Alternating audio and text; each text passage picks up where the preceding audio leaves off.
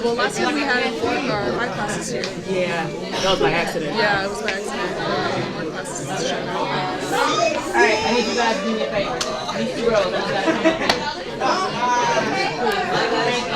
Everybody, please. Yes, yes, please. I love you guys. Thank you. Yeah. Please. Guys, it looks weird. Empty rows. I set it up wrong. Yeah, you can. Be careful. No, you're not. What? Thank you. Thank you. I appreciate it so much.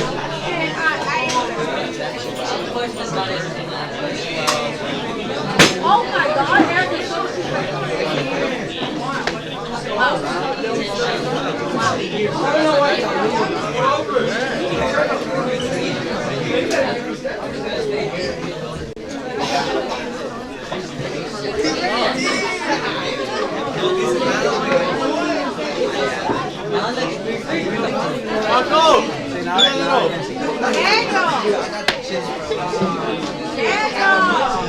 Did you already go to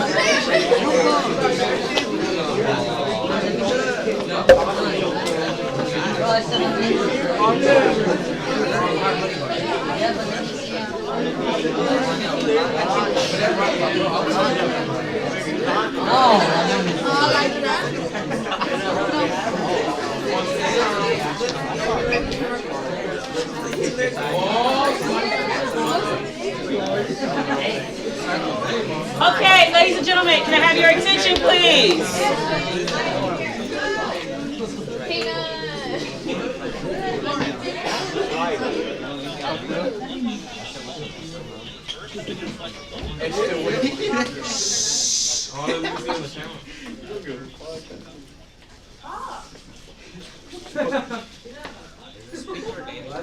Okay, so couple of quick announcements. So number one, this is the time when all iPads and phones should be put away, please. I do not want to see them. This will be everybody's warning. If I see them, I will take them. You can come get them from me at the end of the day after we have a little chat about paying attention and being respectful, okay? So at this moment, all iPads and phones should be put away, meaning I don't want to see them. So put them in your bags, gentlemen, please. Ladies. Yes. Can I turn on my cellular device?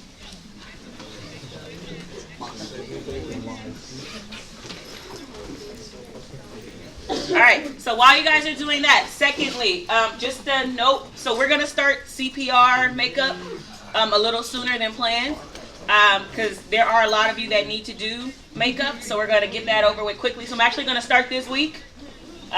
What's today? Tuesday? So tomorrow I'm going to start, so I'll be coming into PE and pulling you out for your makeups. I will let you know which portions you need to retake. Okay? Remember, this is the last time in 9th grade that you're going to be able to get certified. So let's take this seriously, because otherwise you won't be able to do it again until 11th grade. So that's 2 whole years of you not being certified. And being certified is very beneficial. You guys have the privilege of getting it done for free at school. That's pretty unheard of. So let's take advantage of it, okay?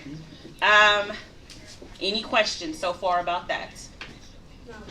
Yes, no. Oh, right. Okay, so our speaker is running late, so she's not going to be able to make it. However, she actually is still going to come. She'll be here at the end. She still has things to give you guys. She wants to come at least and say hi, so you guys can see her face, and we'll try to reschedule her for May. So instead, we are going to have Miss Barbero speak to you all. So kind of like what I did when I first came to HSA to talk to you guys. You guys remember that one time I started speaking and then a speaker came at the end? So want you guys to be able to know who we are. I know you guys see us. We go on field trips for you guys. We do CPR. You guys don't really know our stories. So you guys got to know me a little bit, but it's time for you all to get to know Miss Barbero. So make sure the same rules apply for when we have a guest speaker. Make sure you're respectful. We're not talking. We're giving her our full attention, and we're engaged. So ask questions. Okay? I do not want to have to write referrals for people, but I will do those. So please, let's pay attention and make sure we give her our full attention and respect. Okay? So Miss Barbero's here. Hi everyone. Okay, so again, my name is Miss Barbero, or Barbero, whichever can be said in Spanish and English. So about myself, I grew up in this area. Actually, I was born and raised in the city of Hawthorne, off of Crenshaw by the airport, and I lived in this area until I was about 17 years old. After high school, I attended El Camino College for about 4 years. That is not the average time to go to a community college. I say 4 years because when I was a senior in high school, that's when the Great Recession had started. So there were no classes available for us. So it took me 4 years to get my AA to transfer out. After I transferred out, I went to UCLA, where I got my bachelor's degree in Chicano Studies and Urban Planning. I graduated not too long ago, about 2 years ago now. And since graduating and as a high school student, I did a lot of social justice work. So the last two speakers that came in, Shugo and Christina, they're close friends of mine, and I have done work with them before in the community. So I am very proud of that. And after graduating UCLA, I created with some friends our own organization here in South Central, mostly in the historic core by USC. The group is called Sisters of South LA. They're still up and running now.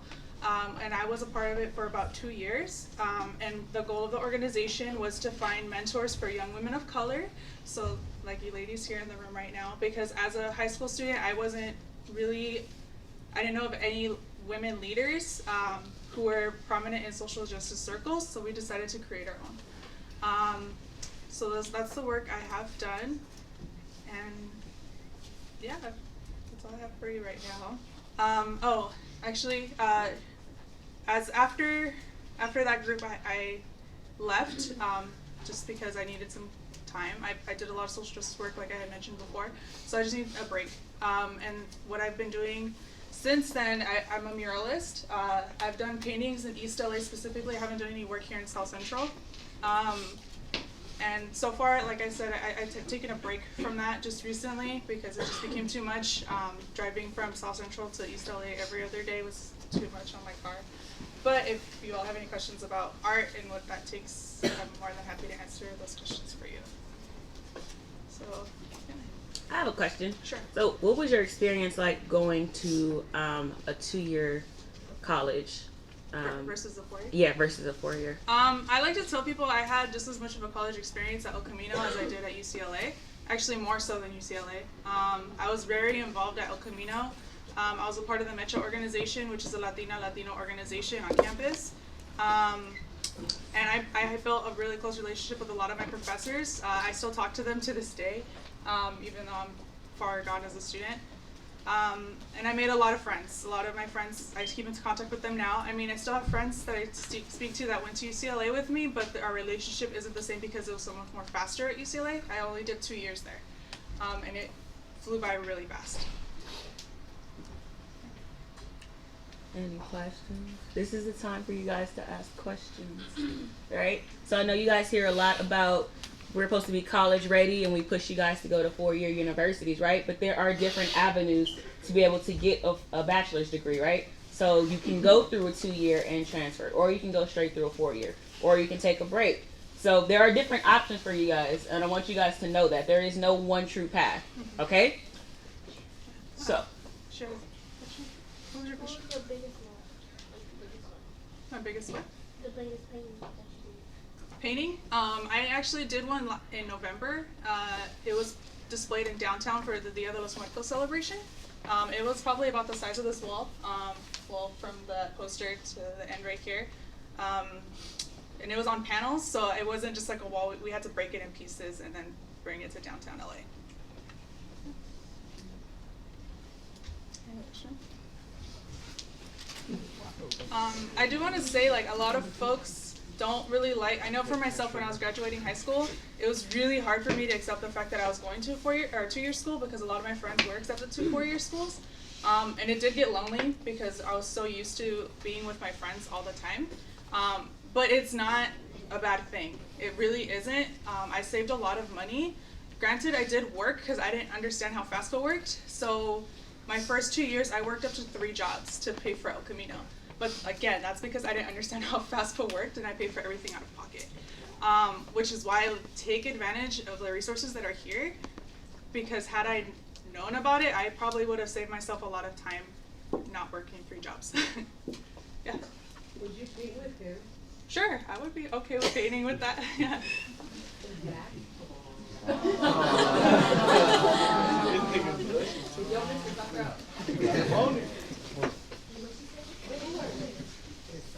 Yes. Just to try to ask, she wants to know why you were interested in Chicano studies. Oh, okay. Good question. I actually stumbled on the class because I didn't really know what I liked in school because I was not a good student in high school. I was a horrible student. I'm gonna be very honest. And I stumbled on the class because I had heard the term Chicano a lot, but I didn't really understand what it meant. And I saw that El Camino offered it, so I just decided to take it as a fun class, and I really loved the subject. It was really awesome to see myself in the textbooks versus in U.S. history. It's not really, we don't see ourselves in the material. So when I took Chicano studies, I just continued taking more ethnic studies courses from there, and then from there I decided this is what I want to do. This is what I want to study. Any other questions? Any other questions? Do you have any questions for them? I don't. Has anybody heard of ethnic studies before? Is that a term? Has anyone heard of that term before? What? Ethnic studies. Does anyone know what ethnic studies is? There's a huge movement right now to actually get it implemented in high schools because it's not something that's available to high school students. I know this because I did a lot of work in Compton to have it put in the Compton Unified School curriculum, but it's not just Compton that's doing it, it's also LA Unified. Does anyone know what ethnic studies is? No. Okay, so I'll tell you what ethnic studies is. Ethnic studies is just the focus. It's not just history, it's also literature, it's everything.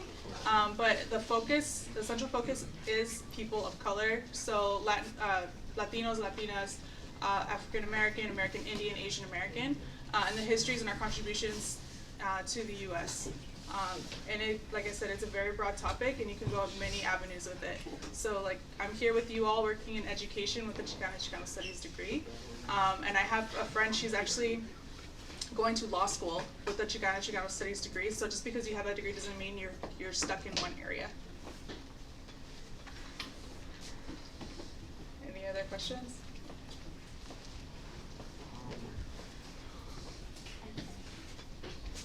No? Okay, I'll tell you all a fun fact because I know, I'm surprised this actually question hasn't come up.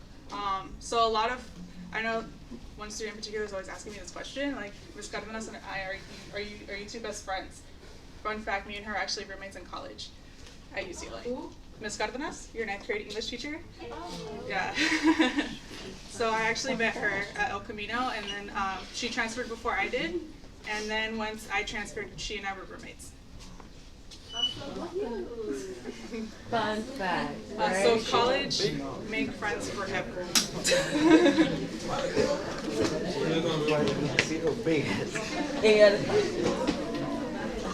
Any questions?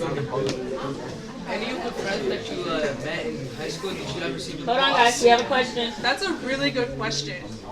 So the question was, all the friends that I had in high school, do I still see them or am I friends with them now? To be very honest, no. That is true. No, we still talk every now and again, but of course our relationship has changed because our likes, our, similarities, they've obviously changed as we grew older. I think the only friend that I have maintained were from like middle school. Like I'm still friends with some of those people now, but high school, no. You know some of your middle school friends? Yeah. So I still talk to a lot of them. Yes, I just said that. It's okay. That doesn't mean you guys can't be friends with each other Yeah, no, it doesn't when you go mean to college. It just means sometimes it happens. Yeah, it just, yeah. There's no rule that says you can't be friends with your high school friends. I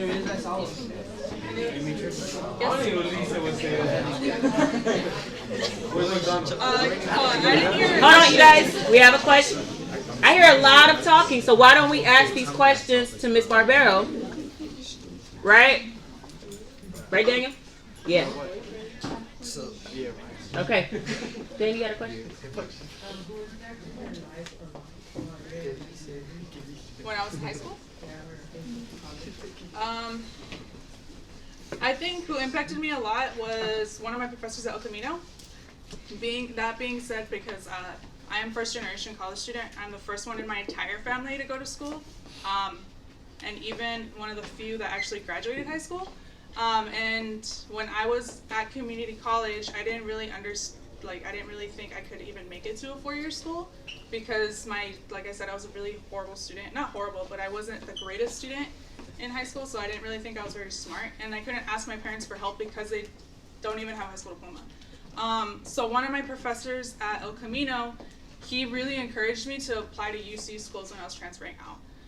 A lot of community colleges tend to push for Cal States, which is not bad, but you don't really realize your full potential. So he told me to go push my limits and apply to a UC school, and I did, and I got into one of the top UC schools. So he calls himself my academic father, which I really do take seriously. I do contact him every now and again. I have visited his classes to talk to his students, so I think he was the most impactful person. So one of this area, I'm not naming names or anything, but supposed to know what you meant by like a bad student in high school. I got a lot of C's and D's. Oh, we don't got that. We don't got that. Yeah, I'm not really sure what the grading scales are. Learning it. You do? Yeah. Okay. So I got a lot of C's and D's. I think more towards my senior year, I started picking up my grades because I didn't take freshman or sophomore year seriously. But by the time senior year rolled around, it was too late for me to apply for a UC or just any 4-year school in general because I didn't meet the requirements. So it's really important that you take your education seriously all 4 years because like I said, once the application season comes around, it's really disheartening to see all your friends get accepted to all these amazing schools and you have to stay behind to catch up on your work. Did you start applying for the UC schools as soon as you left the community college? No, I had to take my general education requirements all over again. So math, science, English, I had to do that all over again like it never happened in high school. And then it's typically 2 to 3 years that you transfer, but in my case it was 4 years. After I completed the majority of my general education requirements, that's when I was able to apply to transfer. In addition to taking advantage of like the FAFSA and financial aid information that townships give us here, what other advice would you have for a student that wants to go to community college? Find people that are focused. My first 2 years, I wasn't, not necessarily that I wasn't focused, I didn't know what to do, but I hung out with a lot of the same people I was with in high school, and to be very honest, a lot of them weren't focused on their education, so of course I followed suit and I didn't take my classes a whole lot too seriously than I probably could have, that probably would have played a big factor in me transferring a lot sooner.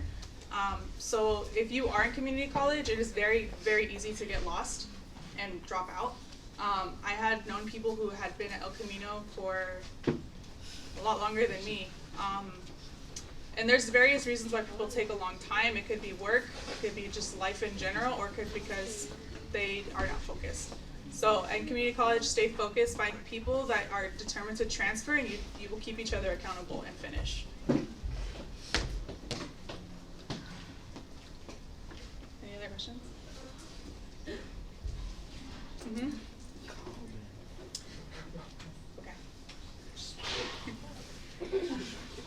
Is that it? Is that it? Yes, ma'am. All right, let's give Miss Barbero a hand, everyone.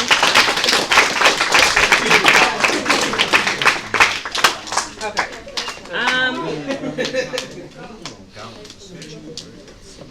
Let's give her a round of applause. Okay. So our guest speaker is still running a little late. So, in case she's not here in the next 5 or so minutes, whatever thing she has to pass out to you guys, Is it toys?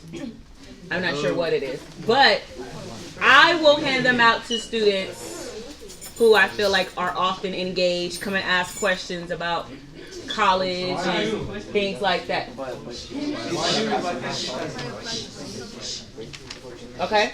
So, if you come see me today at some point, I might have something for you. If you ask me a question about college, or if you can remember a fun fact or any fact about Miss Barbero from today. And but if someone already says your fact, you gotta come up with something else. Oh, come on. Nope, can't say it right now. Can't say it right now. Can't say it right now. Nope. Nope. Nope. Can I tell you after? Nope. After nutrition. Oh, I can't have nutrition. I don't got breakfast. You better come find me at lunch. I have Miss Cardenas second, so.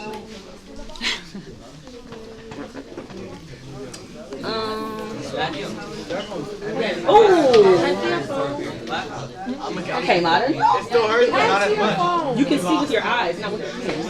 Can I see your work phone? You can see with your eyes, not with your hands. I'm taking a shower now. That's it I outside. don't know if they get to me. And I guess my mom took it. But they did. All of us have work iPhones. So, oh,